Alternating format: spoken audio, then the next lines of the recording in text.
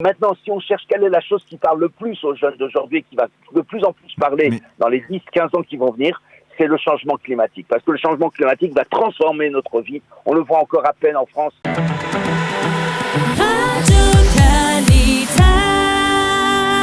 Docteur Dov Maimon, bonjour Boker Tov.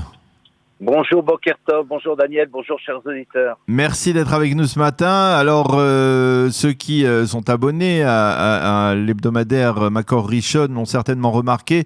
Vous avez rédigé un article ce matin très intéressant, pas ce matin, mais vendredi matin dans les dernières éditions du Makor Rishon, dans le supplément du Shabbat sur les relations entre les jeunes juifs de diaspora et les jeunes juifs de l'État d'Israël. Les différences on peut dire de perception identitaire que l'on pourrait trouver entre les deux et qui provoquent une forme d'éloignement prolongé et de plus en plus accentué. C'est un peu comme cela que l'on pourrait résumer cet article avec une solution que vous proposez, trouver des dénominateurs communs entre ces jeunes juifs de diaspora et d'Israël, et l'un des dénominateurs communs serait l'amélioration du climat, ce sujet qui est transcendant à travers le monde depuis de nombreuses années. On en parle beaucoup. Ça pourrait être un lien, selon vous, qui pourrait rapprocher jeunes juifs de diaspora et jeunes juifs d'Israël. Est-ce que j'ai bien résumé votre article ? Oui, merci Daniel. Je vais reprendre un tout petit peu en amont. Alors, d'abord, la première chose qu'on peut comprendre, c'est qu'en fait, le problème entre les juifs d'Israël et les juifs des États-Unis, parce que c'est surtout les États-Unis, parce que la France est dans une autre situation, qui sont de plus en plus à gauche, de plus en plus éloignés de tout ce qui pourrait être particulariste, de tout ce qui pourrait être identitaire, pour être partie prenante d'un mode de progressivisme où on veut aller vers un monde où on aurait des droits égaux et les valeurs de la démocratie et du libéralisme. Sont une structure, ce que je présente dans cet article, c'est que c'est la scission qui est entre les deux, une structure structurelle. C'est-à-dire qu'en fait, étant donné qu'ils ne se trouvent pas au même endroit, ils voient les choses différemment. Et j'utilise là-bas une fameuse phrase de Marx qui dit que les conditions de l'existence déterminent les conditions de la conscience.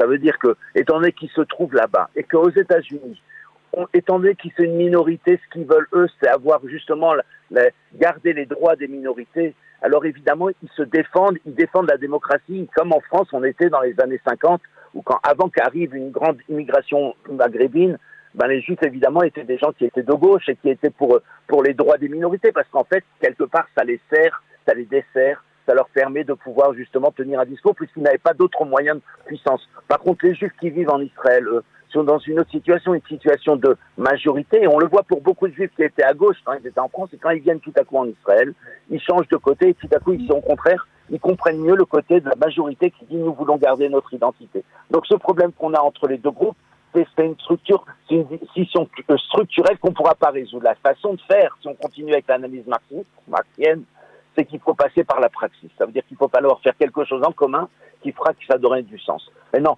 Et à ce moment-là, on se rend compte que le judaïsme, finalement, n'est pas tellement pertinent pour les jeunes d'aujourd'hui. C'est un vrai problème pour 58% des jeunes juifs américains qui considèrent que pour eux, Israël ou le Hamas, finalement, ils sont un peu indifférents entre les deux côtés. Donc c'est assez grave pour nous. Alors qu'est-ce qu'on a fait pour l'instant ? Si on repense, Daniel, à qu'est-ce qu'on a fait pendant ces dernières années ? Les Juifs aimaient du sport, on leur a fait les maccabiades.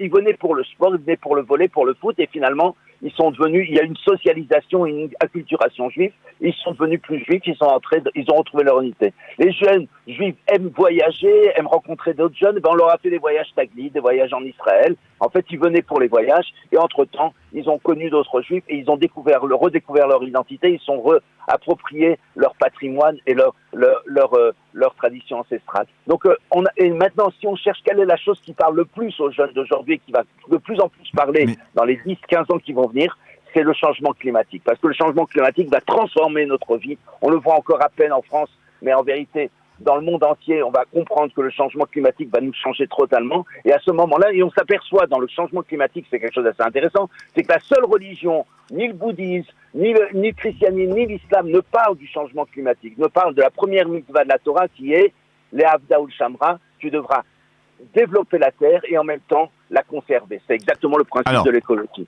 Je voudrais revenir, vous venez de dire quelque chose, bon, c'est très intéressant ce que vous dites, mais vous venez de parler des programmes, de Taglit et des programmes qui ont été enclenchés pendant des années pour justement rapprocher ces jeunes, et on voit que finalement, même avec des budgets extrêmement importants, même avec des milliers de jeunes qui sont venus, avec des jeunes américains, on va dire en particulier, qui sont venus dans les programmes Taglit, dans les programmes Massa, etc., on ne voit pas, on voit quand même ce fossé se creuser. Comment, c'est donc qu'il y a eu une forme d'échec de la part des organisateurs de ces initiatives. Qu'est-ce qui vous permet de penser que ça sera différent avec le climat?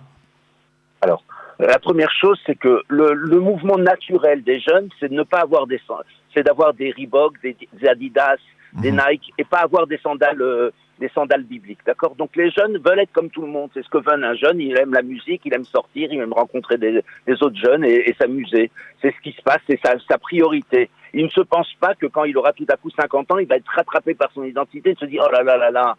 Pourtant, c'était important pour moi de faire le Seder, c'était important pour moi de faire Hanouka, de voir mes enfants qui continueront la chaîne qui a commencé à Abraham jusqu'au Messie et de passer le flambeau. Mais quand il rencontre une jeune fille dans une université, il se pose pas tellement de questions, il passe avec un autre système, c'est les hormones, c'est les jeunes qui parlent avec leur truc. Donc, ils ne peuvent pas forcément avoir une perspective historique. Donc, le combat qu'on fait, il est a priori perdu d'avance depuis déjà le début de la Révolution française, où on a tout donné des droits égaux et et le libéralisme s'est opposé à l'idée de garder nos identités.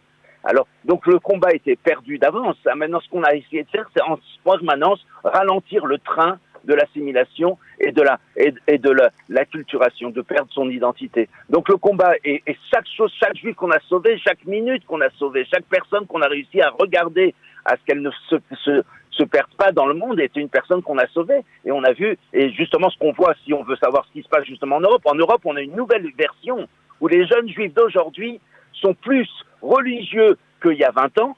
Tous les juifs de France, tous ceux qui sont reliés à la communauté sont plus religieux qu'il y a 20 ans, tout le monde peut le voir autour de nous. Et les jeunes juifs d'aujourd'hui dans toute l'Europe sont plus proches de la communauté que leurs parents. Donc on a un phénomène justement inverse, de rentrer dans la communauté. Malheureusement, c'est par des facteurs répulsifs. Ça veut dire que justement parce qu'ils se sentent pas tellement bien à l'extérieur. Le problème, et la chance qu'on a aux États-Unis, c'est que les juifs sont extrêmement bien intégrés. Comme ils sont extrêmement bien intégrés, on n'a plus les barrages. Vous savez, quand il fait chaud, les gens enlèvent leur manteau. Et ben voilà. Et aux États-Unis, pour la première fois, on n'a pas eu encore d'antisémitisme là-bas. Enfin, en tout cas, pas comme on a en Europe. Bah justement, ça me permet de rebondir parce que c'était ma prochaine question. Je le disais dans la revue de la presse, il y a une série d'articles dans l'Yediot Ahronoth de ce matin sur l'antisémitisme aux États-Unis à travers les pays occidentaux et la résurgence de cet antisémitisme autour de l'opération Gardien des Murailles. On voit également une résurgence de l'antisémitisme et une incapacité, on va dire, à le gérer au sein des communautés américaines. Finalement, vous ne pensez pas que de manière presque paradoxale, eh bien, le meilleur zaraz, le meilleur catalyseur pour rapprocher les Juifs de leur identité, eh bien, c'est la résurgence de l'antisémitisme aux États-Unis même? Alors voilà, bon, c'est pas nous qui avons commencé ça, c'est le traité Megillah qui dit ça, qui dit qu'au moment où Achashverosh, le roi Achashverosh a donné son anneau à Haman, il a fait plus que tous les prophètes et toutes les prophétesses qui avaient encouragé les Juifs à revenir à la religion. Malheureusement, si on regarde d'une manière un peu mystique, en fait, on s'aperçoit que si les Juifs ne font pas le Kiddush, c'est les Goyim, c'est les non-Juifs qui vont faire la Havdalah. Ça veut dire que le fameux, voilà, c'est tout. Si les Juifs ne savent pas assumer leur identité, alors malheureusement, ce rejet d'eux-mêmes arrive souvent de l'extérieur. C'est une histoire qui nous est répétée. Mais aux États-Unis, on a toujours cru que c'était différent. Les gens ont toujours dit, les États-Unis, America is different. Mais vous le dites vous-même. C'est plus tellement différent. On est en train de voir exactement, Daniel, un phénomène, et c'est le travail sur lequel je travaille en ce moment, un gros article que je fais. Est-ce que l'Amérique est en train de devenir l'Europe par rapport à l'antisémitisme? C'est-à-dire, on est en train de voir des phénomènes qu'on ne pensait pas voir. On a vu des gens se faire frapper en plein Times Square, au centre de Manhattan. On a vu des restaurants qui se faire attaquer, des cris de mort aux Juifs. dans les rues de New York ou de Los Angeles, des choses qu'on n'aurait jamais pu penser il y a à peine 10 ans. Donc il est en train de se passer aux États-Unis un phénomène d'européanisation au niveau des choses qu'on voit. Et vous pensez qu'on peut assister à ce que vous traduisiez il y a quelques instants, à une sorte de redéfinition ou renforcement de l'identité juive à travers cet antisémitisme, comme cela s'est remarqué en France ou en Europe par exemple, ou alors c'est différent, parce que je me souviens de précédentes conversations avec nous, vous nous disiez que par exemple au niveau du mouvement réformiste aux États-Unis, eh bien, on va irrémédiablement vers une perte d'identité, et vu qu'il y a une démographie qui est nulle, pour ne pas dire en dessous de zéro, eh bien, il n'y a aucune chance de voir ces mouvements sortir ou renforcer leur identité. Alors, regardez, je vais faire une modélisation qui va nous aider à comprendre ça. Ces phénomènes, on a deux phénomènes. Quand les Juifs sont complètement intégrés dans les Juifs dans la cité, ils sont profondément juifs et profondément citoyens américains. Ça, c'était le modèle qu'on avait jusqu'à il y a quelques temps, et ce qu'on a encore au Los Angeles, San Francisco. Être juif, c'est être américain. Être juif, c'est être libéral. Être juif, c'est être pour les droits de tous. Et là, on avait des coalitions qui se faisaient avec les blacks, avec les hispaniques. La grande mitzvah, les mouvements où il y a 250 000 personnes qui ont participé aux États-Unis, les mouvements où on apprenait l'alphabétisation des hispaniques, c'était au nom de la Torah, au nom du judaïsme. Le mouvement libéral américain était très fort. Au moment où on commence à avoir on commence à attaquer ce modèle libéral, puisqu'on demande aux Juifs qui sont libéraux de leur dire « vous devez condamner Israël. Si vous ne condamnez pas Israël, alors vous ne pouvez plus faire partie de votre famille politique. » C'est ce qui s'est passé en France. Les Juifs qui étaient de gauche en France se sont retrouvés dehors de leur famille politique, parce que dans le mouvement de la gauche, il y a deux courants. Il y a un courant qu'on appelle antitotalitaire et un courant tiers-mondiste. Or, c'est le courant tiers-mondiste qui a pris le pouvoir, et les Juifs antitotalitaires qui pouvaient pas s'identifier avec des mouvements islamiques, par exemple, qui sont eux tiers-mondistes et qui, en vérité, n'ont rien à voir avec le mouvement antitotalitaire. C'est eux-mêmes un totalitarisme qu'ils proposent, mais qui, au nom de la gauche, au nom de Frantz Fanon et d'autres, on permet ce genre de choses. Alors, les Juifs se sont retrouvés exclus, ils sont retrouvés sur la touche, exclus, ils sont retrouvés justement, ils ont perdu leur famille politique. Alors, aux États-Unis, on peut avoir un phénomène de polarisation. Étant donné qu'on peut plus au centre, on peut plus être parti comme ça, être simplement être juif, c'est être démocrate, c'est être un bon démocrate, un bon libéral américain. Alors on va avoir deux phénomènes. Une partie des Juifs vont vont sortir du judaïsme ils vont s'identifier avec la culture dominante. C'est ce qui s'est passé malheureusement de très nombreuses fois dans l'histoire du peuple juif. Et eux, ils vont dire, nous finalement, on est des libéraux et le judaïsme ne nous intéresse pas beaucoup. Et puis une partie, eux, vont aller plus s'enfermer, d'en faire une autoségrégation, aller s'enfermer dans leur communauté, être moins en tout cas dans le modèle ouvert. Le modèle ouvert est un modèle instable par définition. Le modèle profondément juif et profondément citoyen est un modèle difficile. C'est un modèle difficile, ça peut être un modèle d'élite, mais c'est difficile à penser, à expliquer aux enfants, à faire passer, à articuler. Donc on a un modèle qui est difficile, et il est difficile à vivre. En général, les gens ne le comprennent pas bien. Alors vous êtes quoi? Plutôt ça, plutôt ça.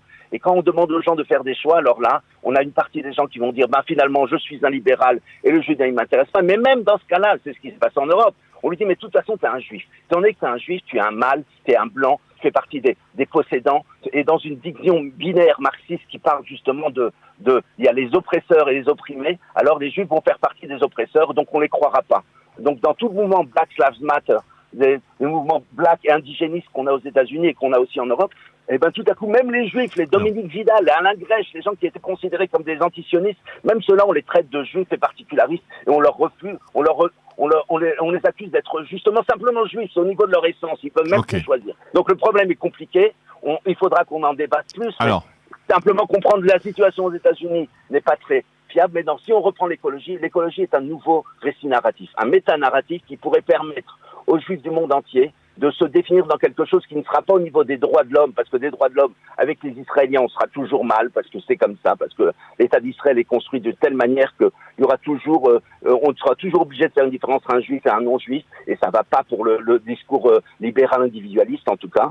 On pourra en parler d'un autre modèle qu'il faut créer, justement. Mais pour l'instant, le modèle qui pourrait complètement engager les Juifs américains, que ce soit au niveau financier, du volontariat, d'aller faire des projets en Afrique. Les Israéliens ont énormément de technologies, comme chacun sait, pour aider l'Afrique. On prendrait un pays d'Afrique comme le Rwanda, et je terminerai sur cette phrase, on prendra les Israéliens comme Rwanda, on en fera une start-up nation, et là, ça sera un modèle d'émulation pour tous tout le continent africain et voir tous les pays d'Amérique du Sud. Et à ce moment-là, tout le monde, on se créera énormément de choses. Le peuple juif sera enfin à sa place d'être une lumière pour les nations. Donc c'est un grand projet sur lequel je travaille. Alors justement, c'est juste juste un podrome comme ça pour essayer de voir comment ça allait passer. La version anglaise est sortie dans un journal qui s'appelle Geoecology. Et c'est celle-là, évidemment, qui est peut-être la plus importante. Dov, je m'excuse de mettre un point à votre phrase, mais je voudrais juste avoir votre avis. Il nous reste 1 minute à peine. Le nouveau président de l'État d'Israël, qui est le président sortant de l'Agence juive, que vous devez connaître, est-ce qu'il serait réceptif à ce genre de projet? Yitzhak Herzog? Oui, je travaille avec Yitzhak Herzog sur de nombreux projets. Et je n'ai jamais parlé de ce projet-là, mais son bras droit, oui, bien sûr, Shivi Greenstein, avec lequel qui adore le projet, sur ce projet, l'autre projet aussi sur les berlines, les autres projets aussi sur justement les nouveaux juifs, tous ces juifs de couleur qu'on voit à travers le monde. C'est le truc des groupes de rabbins où on a une grande chance avec Yitzhak Herzog. J'avais un forum pendant assez longtemps de forum de rabbins orthodoxes chez Yitzhak Herzog, dans le bureau de l'agence juive, où on travaille justement à repenser comment demain, si les religieux vont plus ou moins être les plus nombreux dans ce pays, comment on doit gérer le pays en restant profondément juif, en profondément démocratique. Ça, c'est un vrai sujet, et on a la personne sur mesure pour repenser ce projet. Il est grand, le petit-fils. Le forum que j'avais s'appelait le forum arabe Yitzhak Herzog. Ça veut dire que c'est pas Yitzhak Herzog qu'on a, mais au nom de son grand-père, et qui était le grand rabbin d'Israël, et il comprend très bien, c'est lui qui a publié tous les livres de son grand-père, il n'hésite pas à les republier en permanence, chaque fois il en parle, il cite son grand-père. Donc oui, on a affaire à quelqu'un de profondément engagé par rapport à l'identité juive, par rapport à des valeurs libérales et un discours qui peut articuler. Je crois qu'on a une chance, on a le discours sur l'écologie, pourquoi pas, bien sûr, ça peut être un des grands projets du peuple juif, il faut le penser jusqu'au bout. De la même manière que Herzl, il y avait plein de gens qui parlaient d'écologie. Aujourd'hui, il y avait plein de juifs qui font plein de petites universités. Il y a Herzl qui est venu, qui a articulé un grand projet politique. Là, c'est un peu la même chose. Il faut repenser toutes ces initiatives qu'on voit un peu partout de juifs qui font sur la Shemitah, sur le jubilé, etc. Voilà. Donc on est au début de quelque chose qu'il va falloir suivre. On va essayer de le suivre avec vous. Merci beaucoup, Dr Dov Maimon, d'avoir été avec nous, de nous avoir donné ces idées particulièrement intéressantes. Merci beaucoup. On suivra ça avec vous. À bientôt. Bonne journée. Shabbat Shalom. Shavua Tov, pardon.